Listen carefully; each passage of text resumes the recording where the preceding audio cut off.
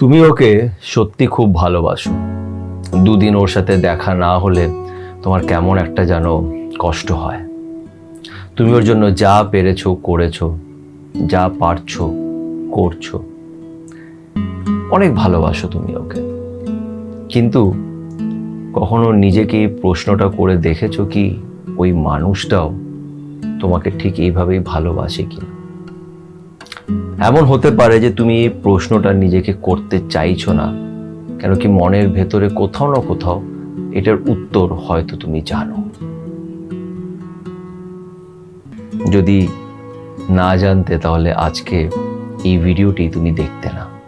এই ভিডিওটি তুমি দেখছো তার মানেই তোমার ভেতরে কোথাও না কোথাও একটু ডাউট আছে, কিছু প্রশ্ন তোমার মাথার ভেতরে আছে যেটার উত্তর তুমি খুঁজে বেড়াচ্ছ। আজকে তোমাদের সাথে এমনই একটা গল্প শেয়ার করবো, একটা রিয়েল গল্প শেয়ার করব, যেটা শোনার পর হয়তো তুমি কোথাও না কোথাও নিজের প্রশ্নের উত্তরগুলো পাবে। তো চলো আর সময় নষ্ট না করে আজকের এই ভিডিওটা শুরু করা যাক।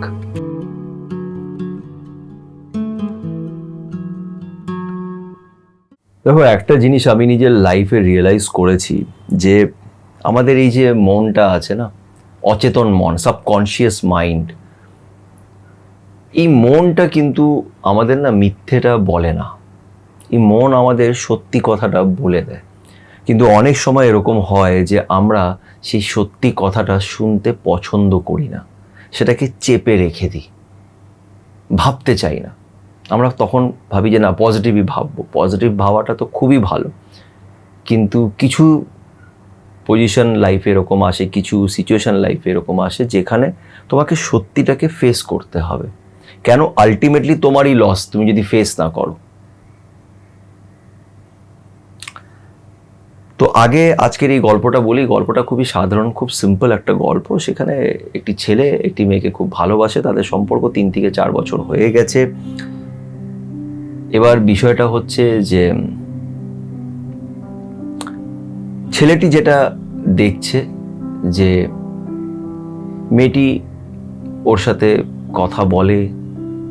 প্রথম তো সব কিছু ঠিক ছিল, যেরকম সব রিলেশনশিপেই হয়। প্রথম খুবই ভালো ছিল, 1-1.5 বছর খুব ভালো কেটেছে। দেন আস্তে আস্তে ও দেখছে মেয়েটা ওর থেকে দূরে হয়ে যাচ্ছে, এবং দরকার পড়লেই সে খালি ফোন করছে, নিজের থেকে ফোন করে না। মানে ছেলেটা অনেকবার দেখেছে যে আমি দেখি 2 দিন ওয়েট করে যদি ও কল না করে তাহলে কল করব, ও কল করছে না।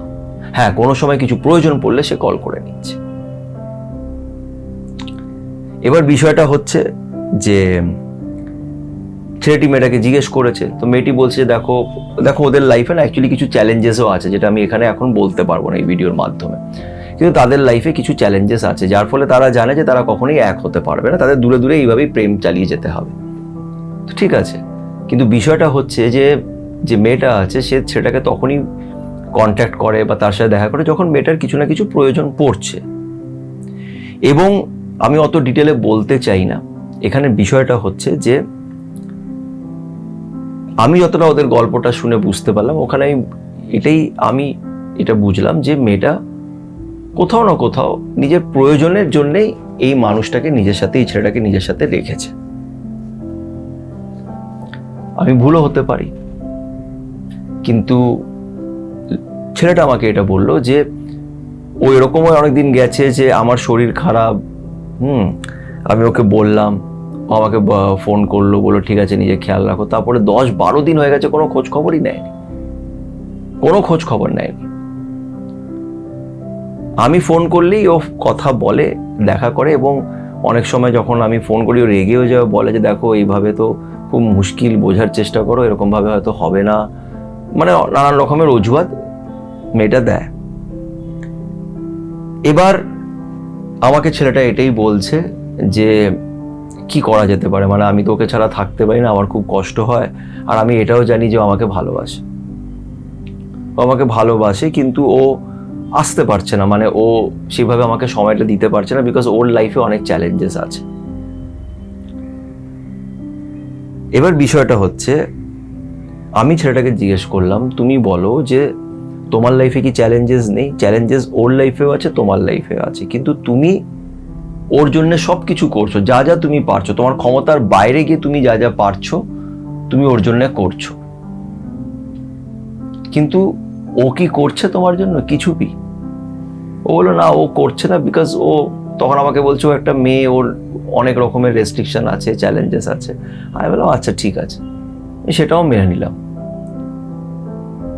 কিন্তু তোমাকে ফোন করার জন্য তো চ্যালেঞ্জেস নেই, ফোনটা তো করতে পারে, খোঁজ খবর নিতে পারে, তোমার সাথে একটু দেখা করতে পারে, বা ফোনে দুটো কথা বলতে পারে, তোমার মেসেজের রিপ্লাইগুলো দিতে পারে। সেগুলো দিচ্ছে না কেন? তখন ছেলেটা চুপ হয়ে যাচ্ছে। ছেলেটা তখন চুপ হয়ে যাচ্ছে। আমি তখন ছেলেটাকে একটাই কথা বললাম যে দেখো, আমি মেয়েটাকে চিনি না, আমি ওকে কোনো রকম ভাবেই জাজ করব না, কিন্তু আমি যেহেতু তুমি আমার কাছে এসছো, আমি তোমাকে এটা জিজ্ঞেস করব, যেটা আমি ভিডিও প্রথমে জিজ্ঞেস করলাম, যে তোমার কি মনে হয়? তুমি তো ওকে ভালোবাসছো, তাই না? তুমি সারাক্ষণ ওর কথা ভাবছো, তুমি ওর জন্যে যা পারছো করছো, তুমি ওর খুশিতে খুশি, ও কষ্ট পেলে তোমার কষ্ট হচ্ছে। এটার মধ্যে একটাও কি ও তোমার জন্য করছে? বা তোমার মন কি বলে? ও কি তোমায় ভালোবাসে? ঠান্ডা মাথা রেখে আমাকে এটা জবাব দিও। ইনফ্যাক্ট তোমরাও যারা এই ভিডিওটা দেখছো, তোমাদের লাইফে যদি এরকম পরিস্থিতি থেকে থাকে, তাহলে এই ভিডিওটা কিন্তু তোমাদের জন্য। এই ভিডিওটা তোমাদের চোখের সামনে আসাটা কোনো কোইন্সিডেন্স বা কোনো কাকতালীয় ব্যাপার নয়। এটার পিছনে কোনো কারণ আছে, প্রত্যেকটা জিনিসের পিছনে কিছু কারণ থাকে। তাই জন্য আজকে এই ভিডিওটা হয়তো তোমরা দেখছো, কেন কি তোমাদের লাইফেও, তোমাদের মনের ভেতরেও এই প্রশ্নটা আছে যে সামনের মানুষটা কি আমাকে ভালোবাসে, সত্যি কি ভালোবাসে? ডাউট আছে। তো আমি যখন ছেলেটাকে জিজ্ঞেস করলাম যে তোমার কি মনে হয়, তখন ছেলেটা বলল যে মানে ও আমাকে মানে আমার সাথে তো আছে, আমাদের সম্পর্কটা তো ভাঙেনি, কিন্তু হ্যাঁ, আমি ওকে যে ভালোবাসি বা ওর কাছ থেকে যাই আশা করি, আমি একটাও পাই না, এবং ওর চোখে বা ওর ব্যবহারে সেই ভালোবাসাটা আমি দেখতে পাই না। আজ 3 বছর হয়ে গেল, আমি ওর মধ্যে 3-3.5 বছর হয়ে গেছে যে আমি ওর মধ্যে সেই ভালোবাসাটা দেখতে পারছি না। তখন আমি ওকে একটাই কথা বললাম যে ভালোবাসা যখন চলে গেছে, সে ভালোবাসা ওইভাবে সে তোমার লাইফে কখনই কাম ব্যাক করবে না, বিকজ সে তোমার লাইফে তখনই আসছে যখনই তার প্রয়োজন পড়ছে। টাকা পয়সার, কাজ কর্ম, হেল্প, তখন সে তোমার কাছে আসছে। এবার দেখো, আমি একটা কথা আমি সবসময় বলি যে কাউকে ভালোবাসাটা আমার হাতে থাকে না, আমাদের হাতে নেই। আমি যে কখন কাকে ভালোবেসে ফেলবো আমি জানি না, এটা মনের ব্যাপার, এটা আমরা কেউ আটকাতে পারি না। আমরা চেপে রাখতে পারি, কিন্তু মনকে ভালোবাসতে কাউকে আমরা এটাকে বাধা দিয়ে বা আটকাতে পারি না। চেপে রাখতে, নিয়ে মনের ফিলিংসটাকে চেপে রাখলাম, তো ভালোবাসা হয়ে যায়। এবং এটার উল্টোটাও তাই, আমার যে কখন কার প্রতি ভালোবাসা আর থাকবে না, আমার ফিলিংসটা তার প্রতি চলে যাবে, এটাতেও আমাদের কন্ট্রোল নেই। এটাকে বুঝতে হবে, এটাতে আমাদের কন্ট্রোল নেই।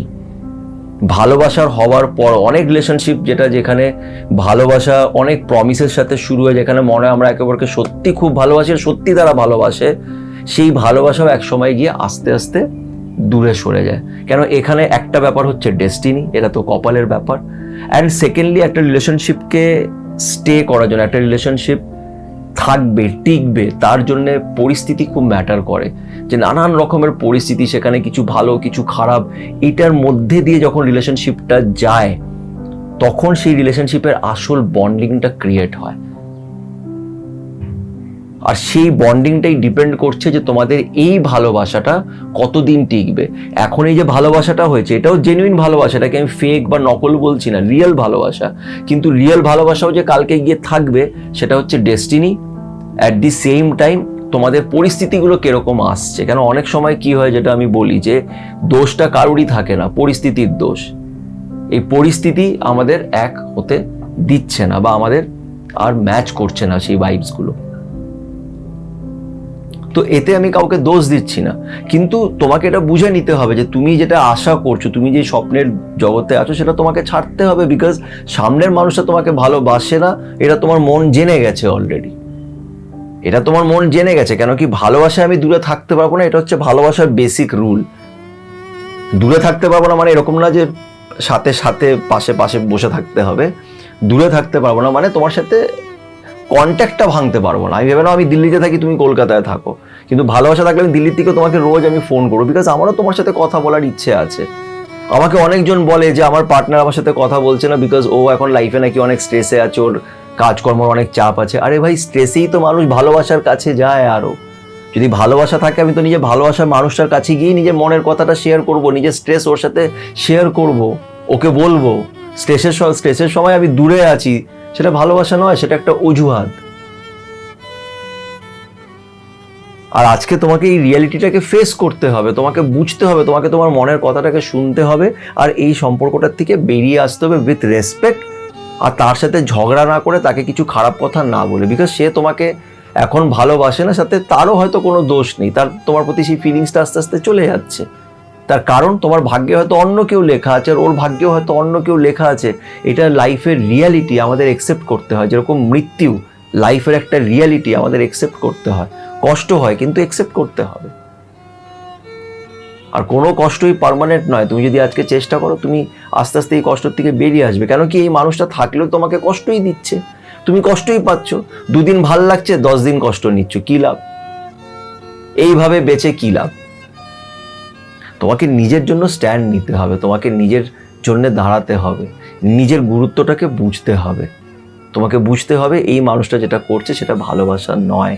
তুমি তার কাছ থেকে আশা করো না যে সে তোমাকে সেই আগের মতন আবার ভালোবাসবে। তো নিজেকে আর মিথ্যে বলো না, নিজের মনের কথা শোনো, তার উপরে বিশ্বাস রাখো। আর কখনোই আশা ছেড়ো না। আশা খুশি থাকার আশা, ভালোবাসা পাওয়ার আশা। তুমি যদি আজকে একটা মানুষকে সত্যি ভালোবেসে থাকো, তুমি সেই ভালোবাসা, তার কাছ থেকে তার দামটা তুমি পাবে। সে তোমার লাইফে সেই ভালোবাসা আবার কোনো না কোনো রূপে ফিরিয়ে আনবে, এটা আমি গ্যারেন্টি দিয়ে বলতে পারি। ভালোবাসা কখনোই ওয়েস্ট যায় না। যদি কাউকে ভালোবেসে থাকো, তাহলে একদম পজিটিভ থাকো, উনি সব দেখছেন। আশা ছেড়ো না, আশাবাদী থাকো, ভালোবাসা পাবে। কিন্তু ভালোবাসা পাওয়ার জন্যে নিজের সেলফ রেসপেক্টটা বেঁচে দিও না। কেন কি, শেষমেশ তোমারই লস। তুমি ওর জন্য অপেক্ষা করছো, ওর জন্য এত কিছু করছো, হঠাৎ করে যদি তুমি দেখো একদিন যে ও অন্য একজনকে নিজের লাইফে নিয়ে এলো, তখন তুমি কি করবে?